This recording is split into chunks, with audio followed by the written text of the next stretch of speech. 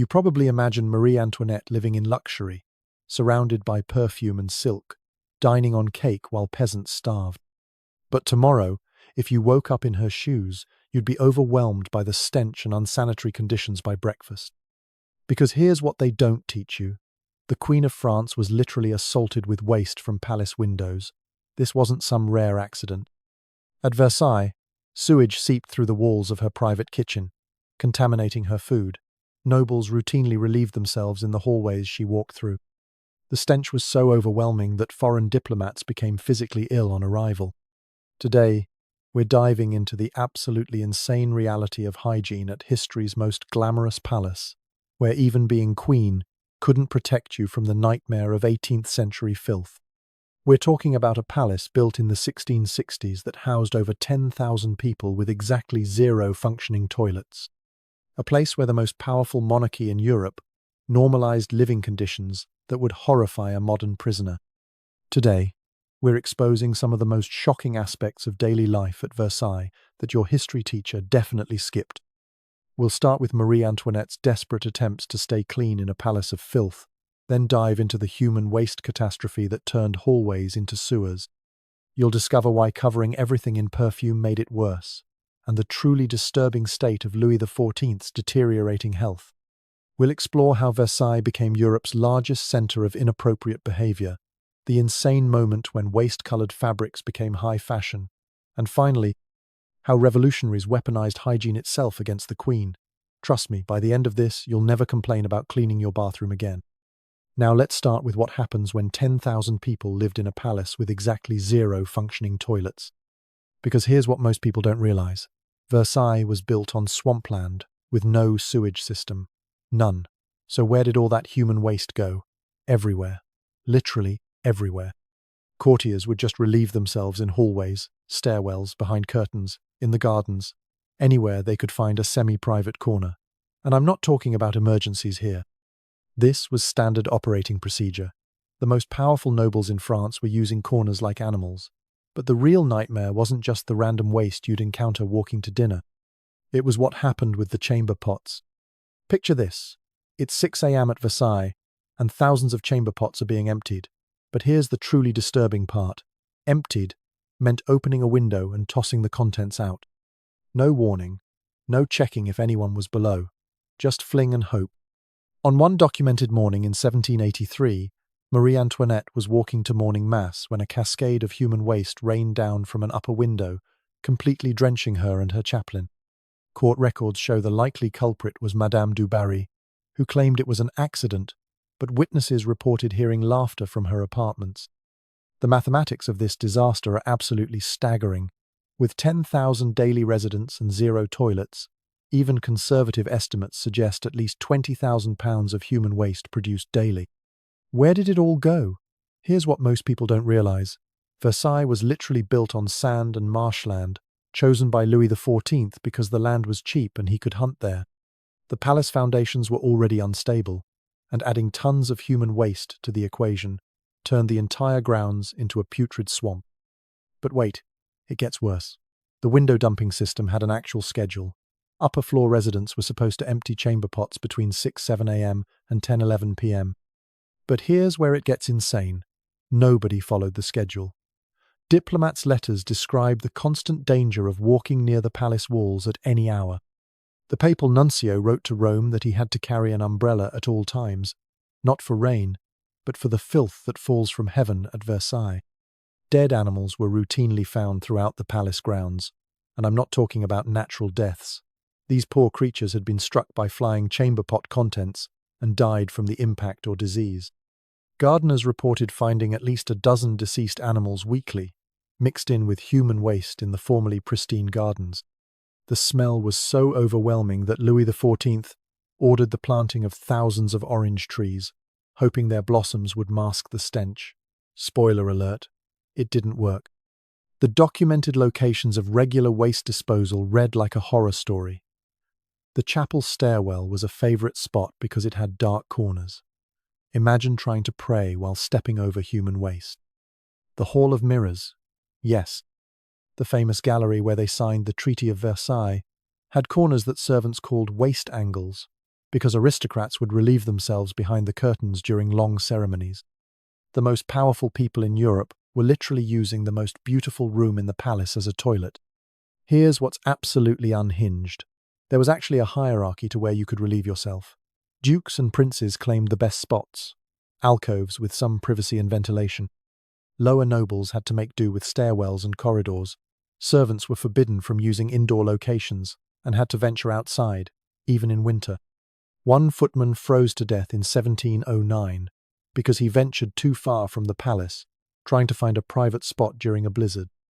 The chamber pot statistics are mind-blowing. The average noble's room had 3 chamber pots, one for daytime use, one for night, and one emergency pot. These were supposed to be emptied twice daily by servants, but here's the truly disturbing part.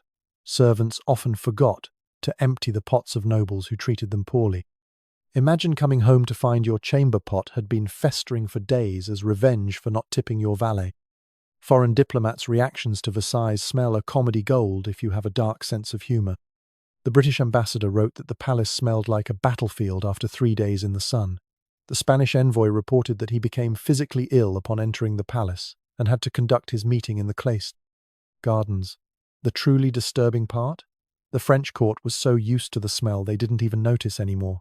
They'd literally normalized living in a sewer, surrounded by perfume and silk, dining on cake while peasants starved. But tomorrow, if you woke up in her shoes, you'd be overwhelmed by the stench and unsanitary conditions by breakfast.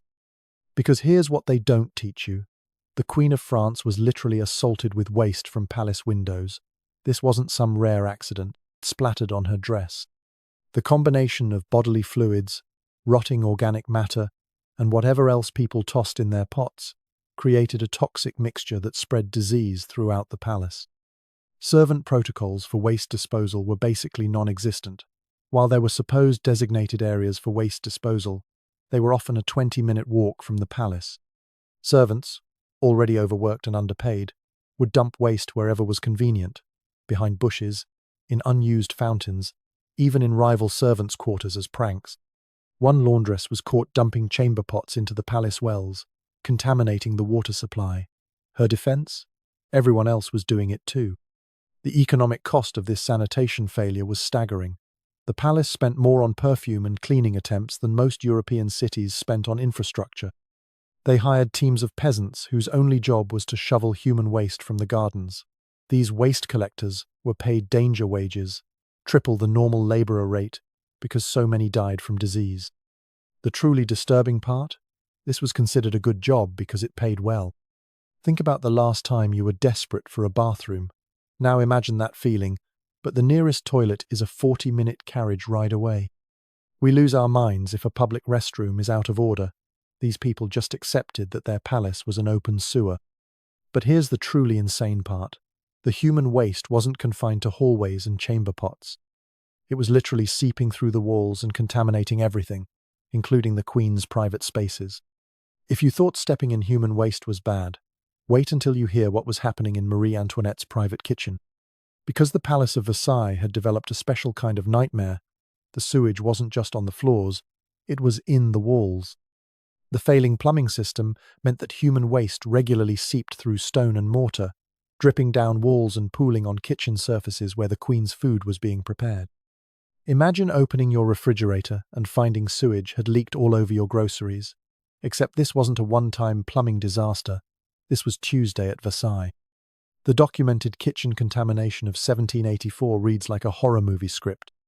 Palace records describe brown water of putrid odour seeping through the walls of the Queen's private kitchen during a state dinner preparation. Chefs arrived to find human waste had dripped onto preparation surfaces, into open pots, and pooled around stored vegetables. But here's the truly disturbing part. They couldn't cancel the dinner. Protocol demanded the meal be served, so they simply moved to another kitchen and hoped for the best. Kitchen staff testimonies paint an absolutely horrifying picture of working conditions.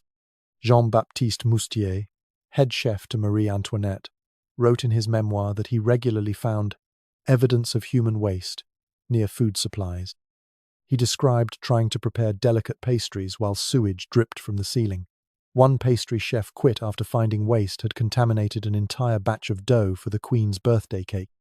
His replacement lasted 3 days before fleeing Versailles entirely. The brown water wasn't just leaking, it was literally emerging from solid stone walls.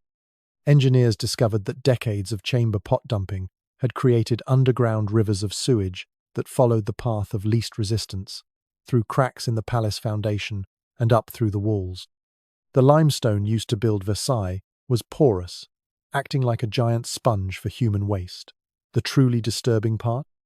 This had been happening for so long that some walls were structurally compromised by sewage erosion. Attempts to seal the walls revealed just how desperate the situation was. Palace maintenance tried everything: tar, wax, even gold leaf in the Queen's chambers. Nothing worked. The wax would melt from the heat of the kitchens, mixing with sewage to create a toxic paste. One attempt to seal walls with molten lead resulted in poisonous fumes that killed 2 workers. Marie Antoinette reportedly wept when she discovered her private kitchen had to be abandoned entirely due to contamination. But wait, it gets worse. When the main kitchens became unusable, they had to set up alternative cooking locations. These makeshift kitchens were often in buildings originally designed as stables or storage. The same rooms that housed horses in the morning might be preparing royal dinners by evening. Kitchen staff reported finding animal waste mixed with human waste in these emergency cooking spaces. The Queen's delicate stomach, already prone to illness, suffered constantly from contaminated food. The horror wasn't limited to Marie Antoinette's quarters. Noble families throughout Versailles reported similar contamination. The Duc d'Orléans found sewage had seeped into his wine cellar, ruining thousands of bottles worth more than a peasant village. The Princess de Lamballe discovered human waste floating in her private kitchen's water cistern. But here's what's absolutely unhinged. Complaining about it was considered bad form. Nobles were expected to pretend everything was fine while eating food prepared in sewage-contaminated kitchens. The Swiss Guards' food poisoning incident of 1782 shows how deadly this contamination could be. An entire regiment of elite guards fell ill after eating soup prepared in a contaminated kitchen. 17 men died, and dozens more were permanently weakened. The investigation found that sewage had leaked into the grain storage, creating a toxic mold that poisoned the entire food supply. The truly disturbing part? This wasn't considered unusual enough to change any practices. Contemporary descriptions of the mold-waste combination are nightmare fuel. Observers described furry brown growths covering kitchen walls where sewage met moisture. This toxic mold released spores that contaminated everything nearby. One kitchen maid went blind after prolonged exposure to these spores. Another developed open sores that wouldn't heal. The palace physicians blamed bad air and recommended more perfume, because apparently, in 18th century France, perfume fixed everything. Here's what most people don't realize. Versailles was fundamentally an engineering disaster. The palace was built for show, not function. The plumbing system, added as an afterthought, was fighting a losing battle against gravity and poor design. Waste pipes ran uphill in some sections. Drainage channels led nowhere. The palace's foundation was literally sinking under the weight of accumulated sewage. Engineers estimated that fixing the problems would cost more than building a new palace. The physics of how waste traveled through palace infrastructure defies belief. Sewage would flow down from upper floors, hit obstacles, back up, find cracks, and emerge in random locations. One documented case found waste from the 3rd floor emerging in a 1st-floor bakery, having traveled through walls for hundreds of feet. The contamination was so unpredictable that kitchen staff developed a morbid game of guessing where sewage would appear next. But here's the truly insane part. Repairs were never completed because they would have required admitting the problem existed. The Sun King's palace couldn't have a sewage problem that would damage French prestige, so they just lived with it. Nobles ate contaminated food, drank fouled wine, and pretended everything was magnificent. The death rates from foodborne illness at court were astronomical, but deaths were attributed to natural causes or weak constitutions. The irony is devastating when you consider that outside Versailles, peasants were literally starving. While common people died for want of bread, the nobility was throwing away tons of food contaminated by their own waste. Marie Antoinette, already hated for her supposed excess, was actually eating simpler meals than many merchants, because elaborate dishes were more likely to be contaminated during long preparation times. We panic if we find a hair in our food. These people were literally eating meals prepared in kitchens contaminated with human waste. Your worst restaurant experience is a Michelin-starred feast compared to dining at Versailles. But if you're thinking at least they could mask the smell with perfume, oh boy, do I have news for you about how that brilliant plan backfired. Here's where the aristocrats at Versailles thought they were clever. If everything smells like sewage, just drown yourself in perfume, right? Wrong. Dead wrong. Because what happened when hundreds of unwashed bodies, soaked in different perfumes, mixed with the stench of human waste and rotting food, you got a toxic cloud so powerful it could knock out a horse. Court records describe the smell as a violent assault upon the senses. And these weren't subtle fragrances. We're talking about perfumes so strong they'd be illegal in most offices today. Louis XIV himself set the standard for perfume excess, and the numbers are absolutely staggering. The Sun King used 3 full bottles of perfume daily. Not sprays, bottles. He would douse his clothes, his wigs, his furniture, even his dogs. His favourite scent was a concentrated mixture that would make modern perfumers gag: pure musk, civet, and ambergris, with no floral notes to soften it. The cost of his daily perfume habit could have fed a village for a month. But here's the truly disturbing part. Everyone at court had to follow his lead or risk social suicide. The perfume wars between courtiers reached levels of insanity that defy belief. Nobles would literally try to outstink each other with competing fragrances. The Duchesse de Bourbon favoured a scent so strong it left visible oil stains on furniture. The Comte de Soissons wore a different perfume on each piece of clothing, one for his jacket, another for his breeches, a third for his wig. The combination was so overwhelming that Marie Antoinette reportedly fled the room when he entered. But here's what's absolutely unhinged. Refusing to wear enough perfume was seen as an insult to the king.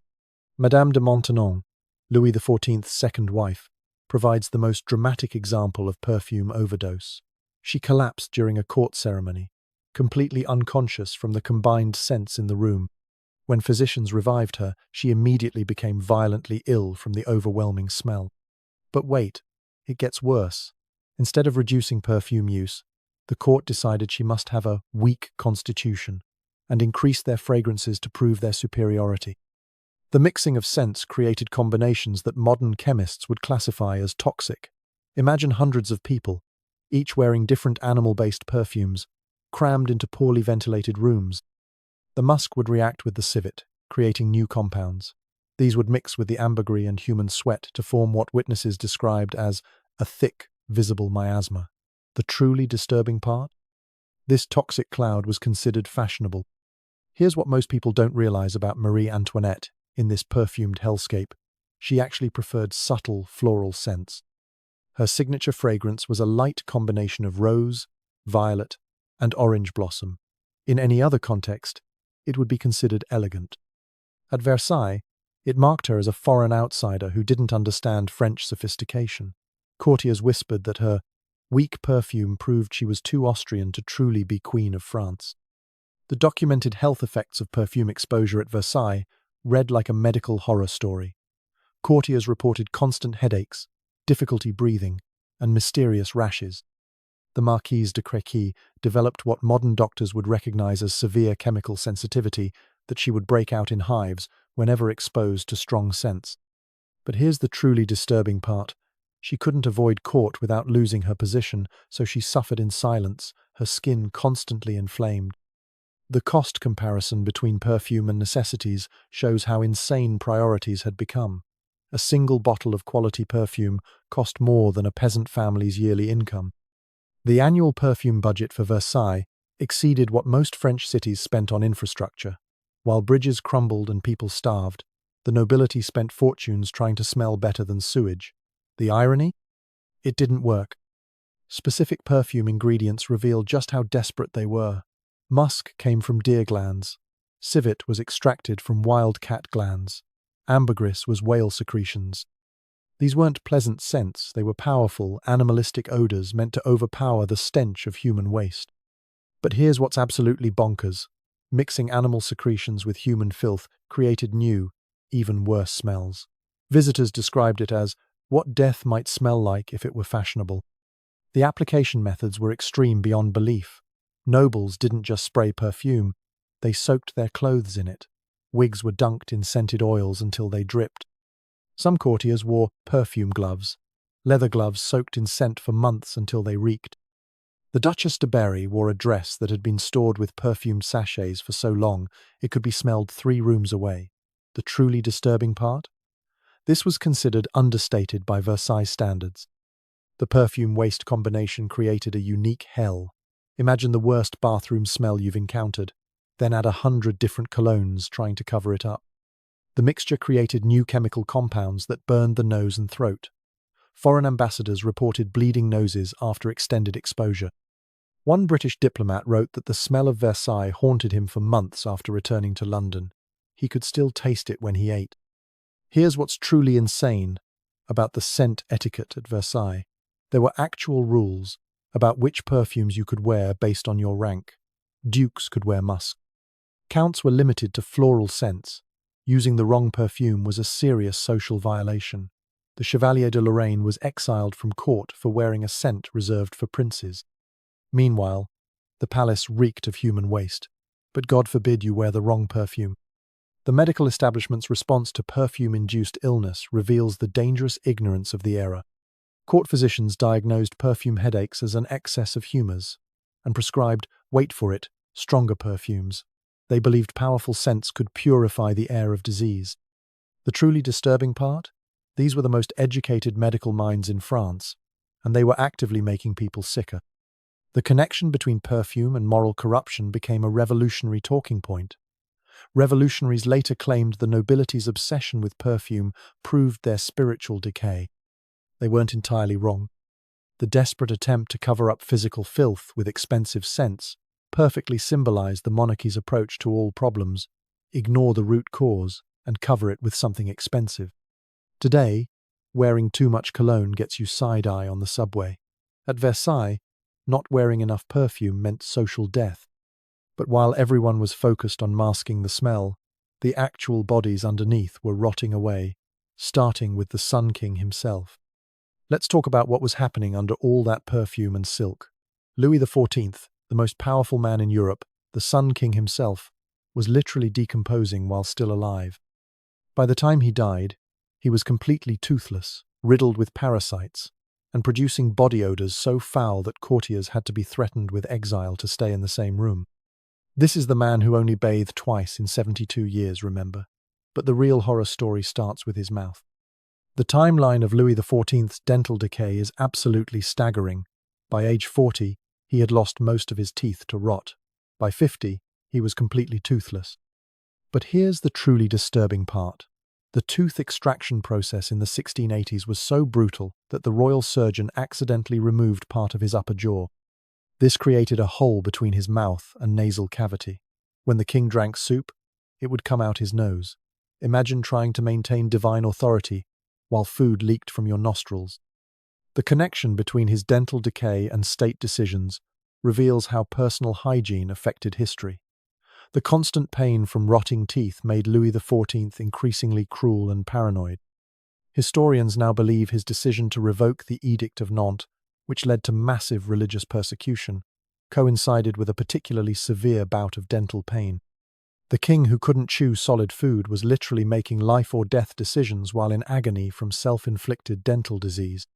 But wait, it gets worse. The 6-inch parasite incident of 1697 shows just how diseased the royal body had become. Court physicians discovered the creature during one of the king's public toilet sessions because, yes, the king relieved himself in front of an audience. The parasite was preserved in a crystal jar and displayed as a curiosity. But here's what's absolutely unhinged. Finding a 6-inch parasite in the king's waist was considered unremarkable. The physicians noted dozens of other parasites over the years. Louis XIV's daily medical examinations were public spectacles of decay. Every morning, crowds of courtiers would watch as doctors inspected the king's body. They would examine his sores, smell his breath, and even taste his urine for signs of illness. The records of these examinations read like horror stories. Descriptions include putrid emanations from His Majesty's person, festering sores that refused to heal, and breath like a charnel house. The The medical procedure of 1686 represents peak Versailles medical horror. The king had developed a painful condition that made sitting agony. The surgery, performed without anesthesia, involved cutting deep into sensitive areas. But here's the truly disturbing part. Courtiers had to watch. Protocol demanded they remain present, while the king screamed in agony. Several fainted. Others became violently ill. But leaving would mean social ruin, so they stayed, watching their monarch's surgical ordeal. The decay in his final days completed the body horror. Louis XIV's leg developed gangrene in 1715, turning black and producing a smell so foul that even the strongest perfumes couldn't mask it. Courtiers described the stench as death incarnate. But protocol demanded they attend the dying king. They stood in rooms thick with the smell of rotting flesh, pretending everything was normal. The Duchess de Ventadour fainted 3 times in one day from the smell but had to keep returning. Courtiers developed elaborate strategies to avoid the king's presence while appearing loyal. Some claimed religious visions required them to pray in the chapel during royal audiences.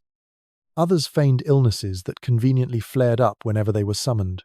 The Comte de Toulouse perfected the art of standing just far enough away to avoid the worst smells while appearing respectfully close. But here's what's absolutely bonkers. Getting caught avoiding the king meant exile or worse.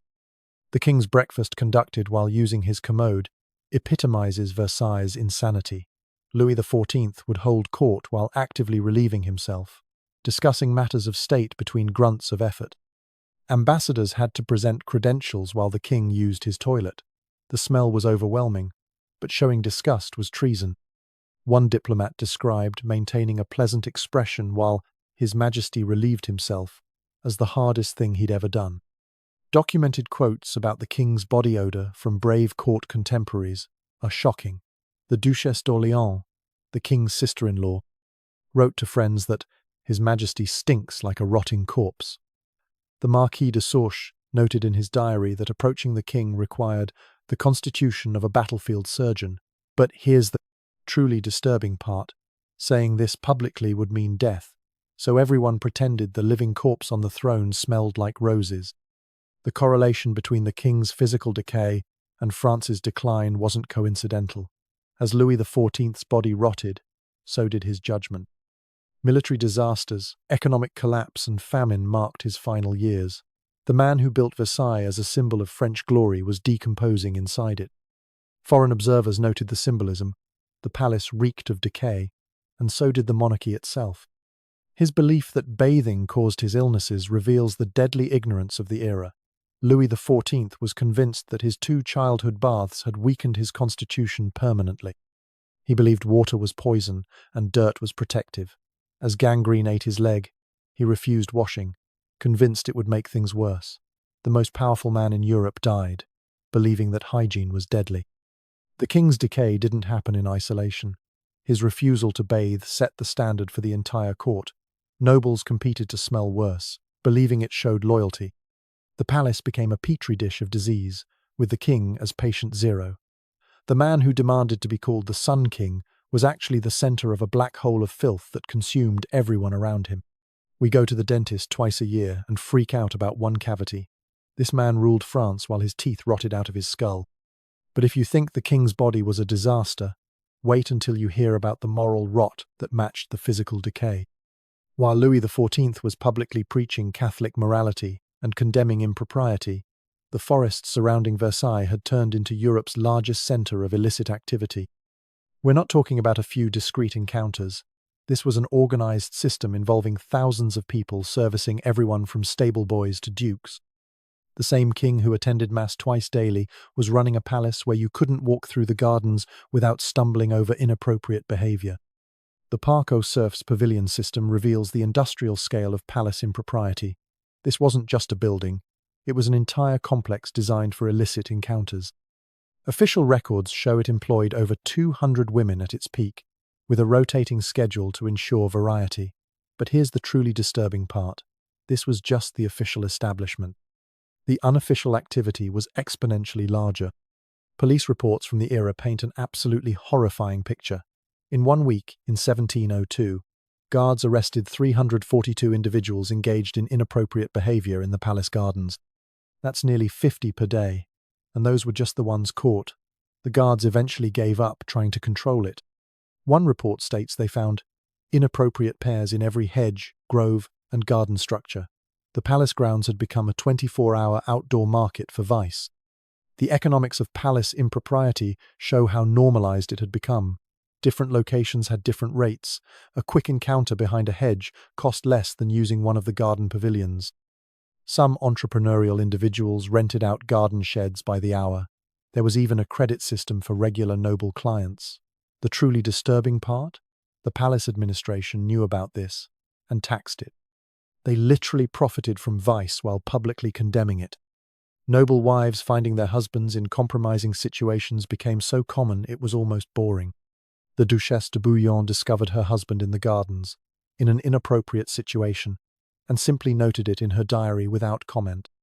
The Princesse de Conti found her husband in such a situation, and her only concern was that he might catch disease. The complete acceptance of marital infidelity had reached levels where wives would critique their husbands' choices like they were selecting wine. But here's what's absolutely unhinged. The spread of disease through court became a major crisis. By 1710, an estimated 1/3 of the nobility had some form of venereal disease.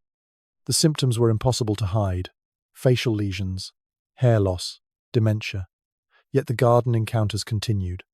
Nobles would literally risk death for a quick encounter behind a bush. The palace became a breeding ground for disease transmission.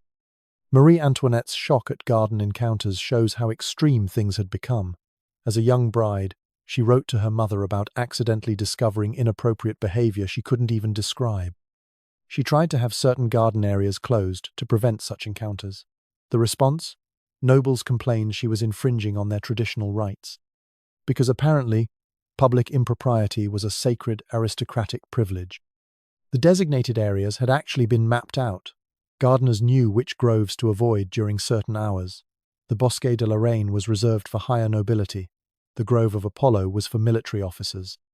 Even the impropriety was hierarchical. But here's the truly disturbing part. Children played in these same gardens during the day. The same bench used for inappropriate encounters at night might host a princess's tea party the next morning. Payment systems reveal the bizarre economics of Versailles vice. Some nobles paid in jewelry stolen from their wives. Others offered positions as servants, work in exchange for favors. One duke paid his debts by offering creditors access to his favorite companions. The commodification of human dignity reached extremes that would shock even modern sensibilities.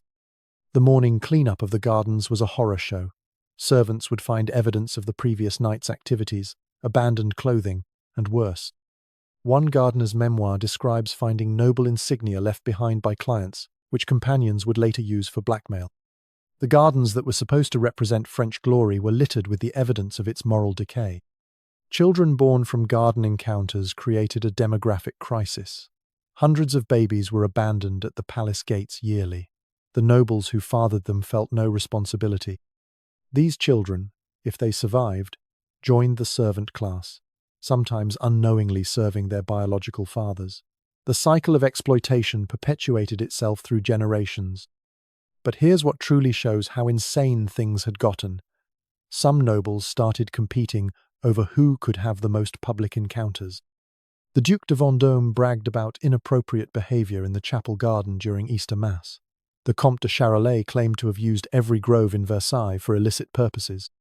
This wasn't hidden shame, it was open boasting. The hypocrisy reached peak absurdity during religious ceremonies. The same nobles who spent nights in the gardens would attend Mass the next morning, receiving communion with the same mouths that had, well, the bishops knew but said nothing. The king knew but participated. The entire religious structure of Versailles was a facade covering industrial-scale debauchery. Marie Antoinette's prudishness in this context made her even more of an outsider. Her refusal to accept the garden activities as normal marked her as hopelessly foreign. French nobles saw intimate excess as proof of sophistication. Her Austrian morality was just another reason to hate her. The queen who bathed too much was also too pure for Versailles' tastes. The connection between physical and moral filth was inescapable. The same palace that reeked of human waste had become a moral sewer. Bodies covered in dirt engaged in acts that spread disease.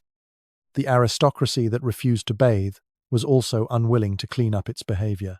The rot was comprehensive, physical, moral, and spiritual. Today, finding a couple being inappropriate in public is awkward.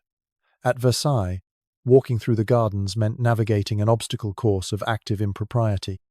But perhaps the most insane part of this whole disgusting system was how the aristocrats tried to turn even human waste into fashion. You know your society has completely lost touch with reality when you start naming fashion colors after infant waste. But that's exactly what happened at Versailles, with the color caca dauphin, literally the crown prince's waste. This wasn't a joke.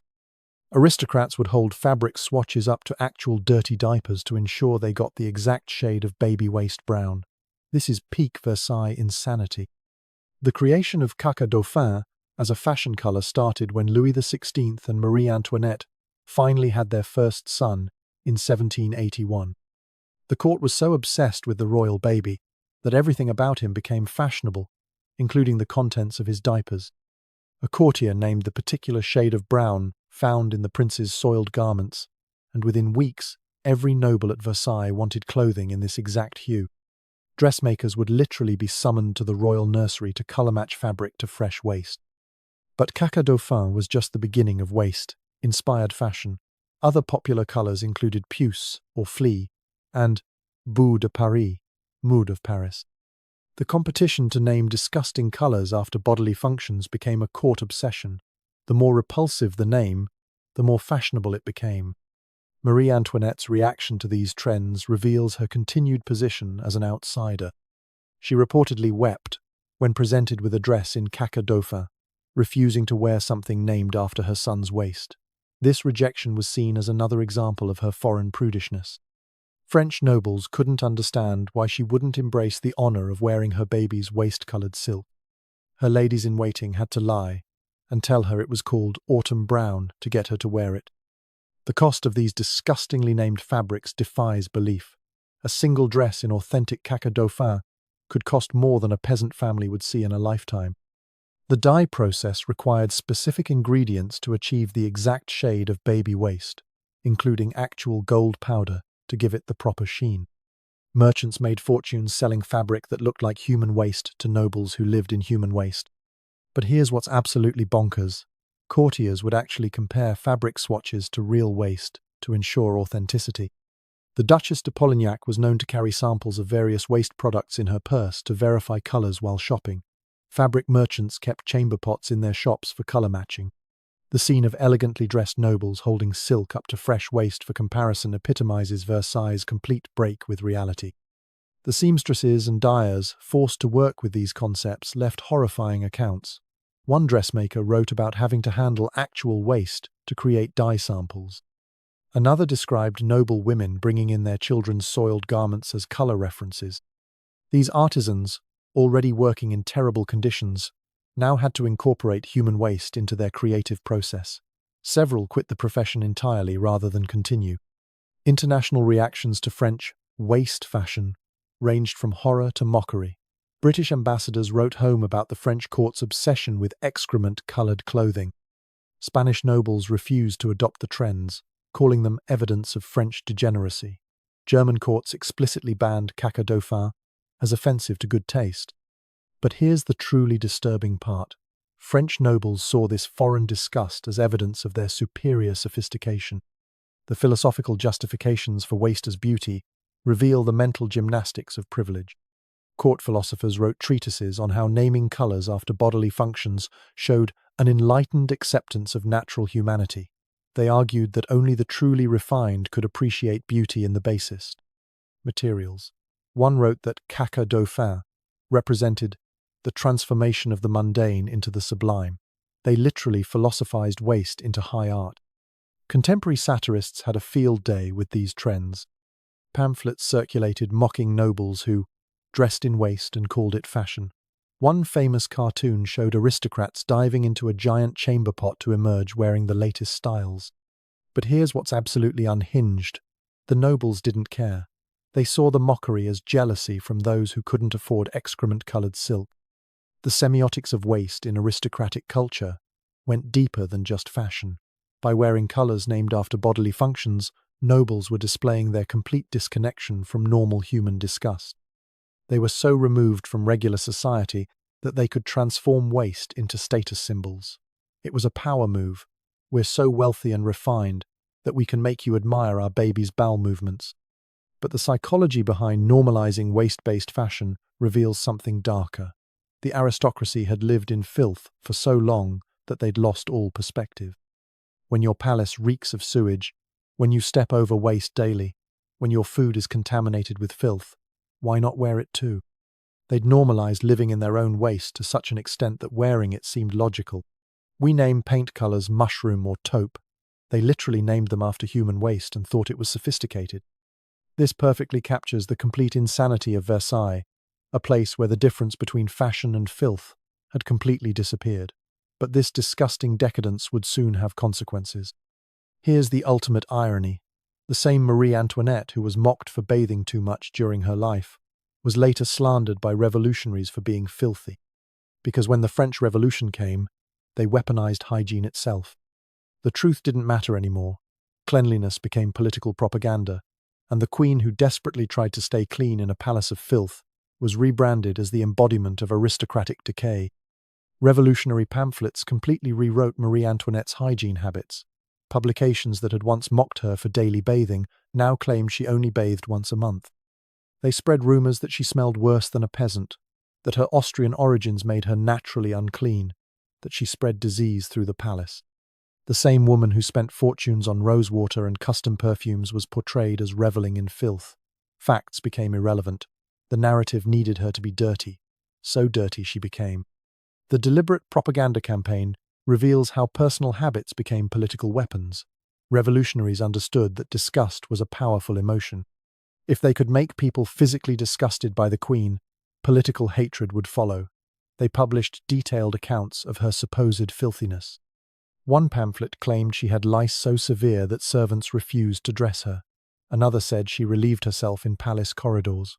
The lies were so outrageous that some historians still mistakenly repeat them today. But here's the truly disturbing part. Once imprisoned, Marie Antoinette was forced into actual filth. The conciergerie prison where she spent her final months was a genuine horror show. No bathing facilities, no clean clothes, no privacy for basic bodily functions. The woman who had bathed daily in rose-scented water now lived in a cell that reeked of human waste. Revolutionary guards would mock her previous cleanliness while denying her basic hygiene. The transformation of cleanliness into aristocratic decadence shows how revolution rewrites reality. Suddenly, being clean was evidence of corruption. Bathing was wasteful. Perfume was an insult to honest working people who smelled of labor. The revolutionaries created a virtue out of filth. To be dirty was to be authentic, French, and revolutionary. To be clean was to be aristocratic, foreign, and deserving of death. Prison conditions forced the ultimate irony on Marie Antoinette. The queen who had fought to stay clean in a filthy palace now had no choice but to live in squalor. Her cell had no windows and one bucket for waste. Guards would forget to empty it for days. She developed sores from sitting in her own filth. The woman who had been criticized for bathing too much was now denied water to wash her hands. Revolutionary justice meant forcing her to become what they'd falsely claimed she always was. The propaganda comparing royal waste to peasant poverty had some truth, but missed the point entirely. Yes, Versailles was drowning in expensive filth while peasants starved. But Marie Antoinette had tried to reform palace hygiene. She'd attempted to install better drainage, promote regular bathing, and clean up the gardens. The revolutionaries portrayed her as the architect of Versailles' filth when she'd been one of its few critics. But truth didn't matter, only the narrative. Here's what most people don't realize about the mythology versus reality of royal hygiene. Revolutionary propaganda was so effective that even today, many believe Marie Antoinette was personally filthy. History books repeat claims about her supposed smell, her indifference to cleanliness, her aristocratic disdain for bathing. The woman who bathed more than anyone else at Versailles has gone down in history as dirty. That's the power of political propaganda. The trial testimonies about royal excess focused obsessively on bodily functions. Prosecutors spent hours detailing the supposed filth of royal life. They described chamber pots made of gold, baths filled with milk while peasants starved, and perfumes that cost more than villages. But they portrayed Marie Antoinette as the enthusiastic participant rather than the disgusted victim of Versailles' sanitation disaster. The symbolic cleansing of executing the monarchy went beyond just political change. Revolutionaries saw the physical filth of Versailles as inseparable from moral corruption. By executing the king and queen, they weren't just changing government, they were cleaning France itself. The guillotine was portrayed as a hygiene tool, removing the diseased head from the body of France. Murder became sanitation. But here's the absolutely bonkers part. The revolution didn't actually clean anything up. The same palaces still reeked. The same lack of sewage systems persisted. The revolutionaries who condemned royal filth often lived in worse conditions. They'd made hygiene political without actually improving hygiene. The stench of Versailles continued long after its residents lost their heads. The class politics of cleanliness during the revolution created impossible standards. If you were too clean, you were aristocratic. Too dirty, and you were counter-revolutionary for making the people look bad. Citizens had to find the exact right level of filth to appear authentically revolutionary. One wrong bath and you could be denounced. The paranoia about hygiene reached levels that would be comedy if they weren't deadly. The lasting impact of revolutionary hygiene myths persists today. We still imagine French aristocrats as powdered and perfumed, but fundamentally filthy. We picture Marie Antoinette as indifferent to suffering while living in luxury. The reality that she was one of the few people at Versailles who understood basic hygiene and tried to reform a diseased system has been buried under centuries of propaganda. Today we argue about celebrities' personal lives on social media. They used hygiene habits to justify executing a queen. But the most shocking contradiction at Versailles, Marie Antoinette bathed almost every single day. Now that might sound normal to you, but in 18th century France, this made her a complete freak. While she was desperately trying to stay clean, King Louis XIV, the guy who built Versailles, took exactly 2 baths in his entire life. That's right, 2. Not per year, not per decade. 2 baths in 72 years of living. But here's where it gets really twisted. Marie Antoinette's daily bathing wasn't some luxurious spa experience. She had to bathe fully clothed in a thick flannel gown while being watched by dozens of servants. Imagine trying to get clean while wearing a soaking wet nightgown and having 20 people stare at you. And it gets worse.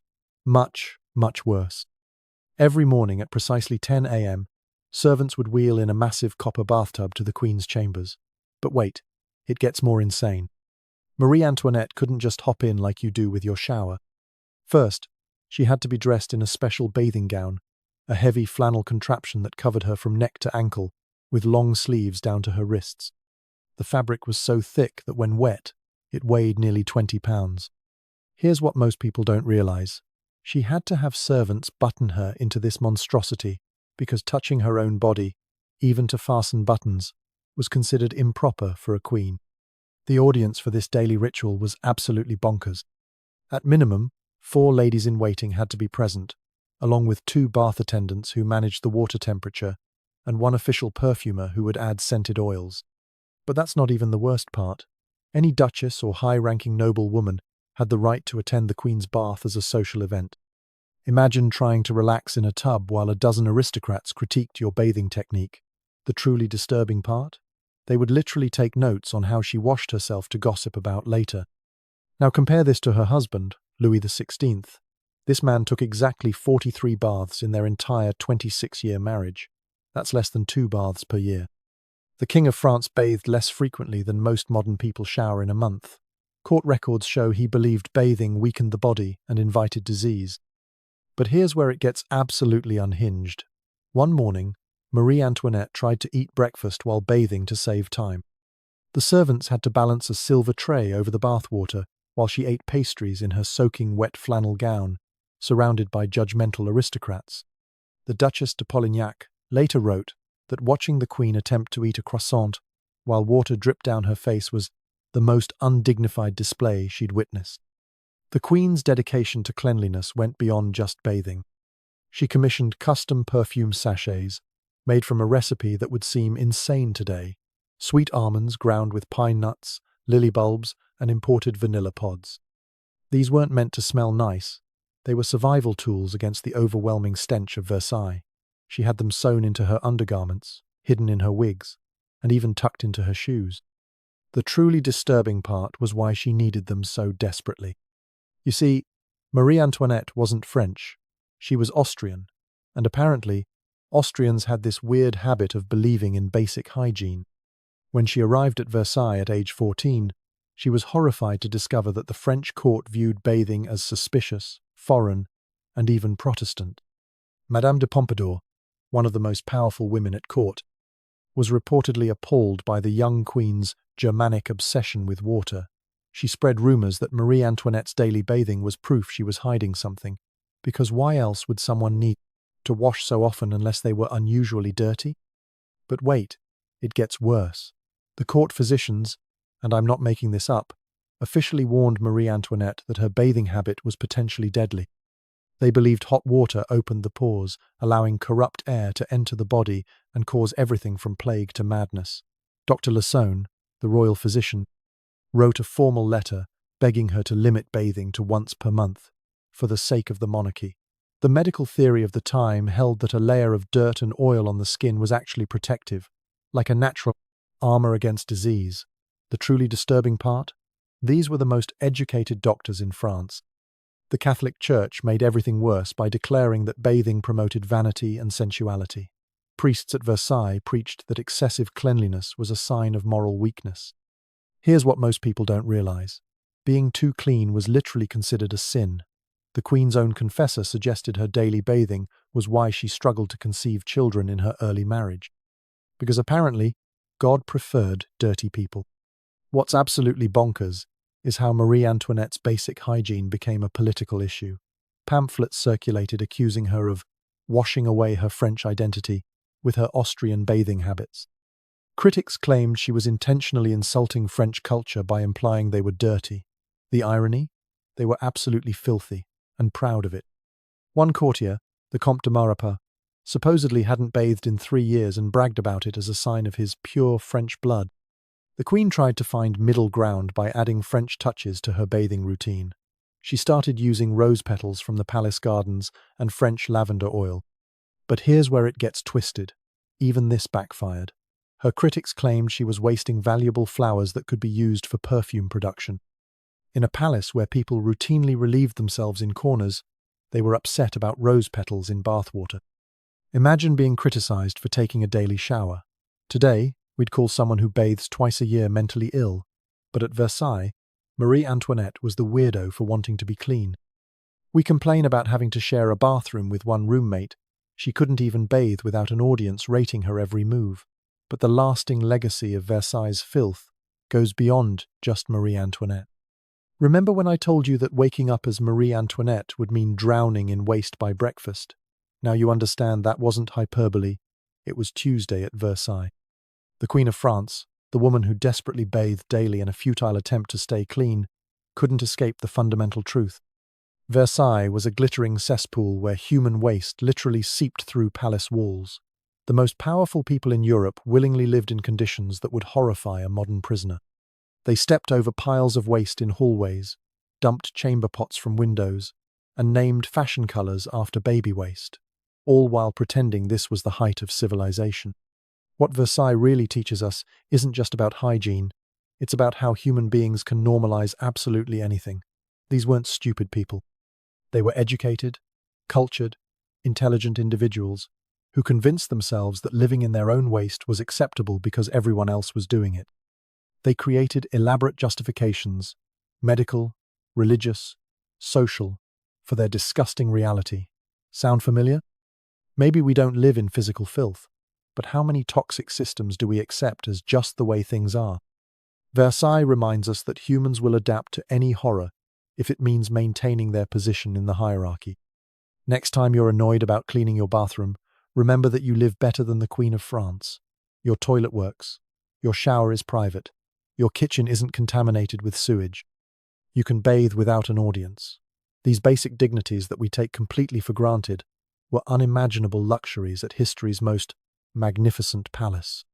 We literally live better than royalty, and all it took was basic plumbing and the radical idea that maybe, just maybe, people shouldn't relieve themselves in hallways. If this video shocked you, Wait until you see what daily life was like for women in medieval times. It's even worse than Versailles. Subscribe and hit the notification bell so you don't miss it. What's the most disgusting historical fact you know? Drop it in the comments below.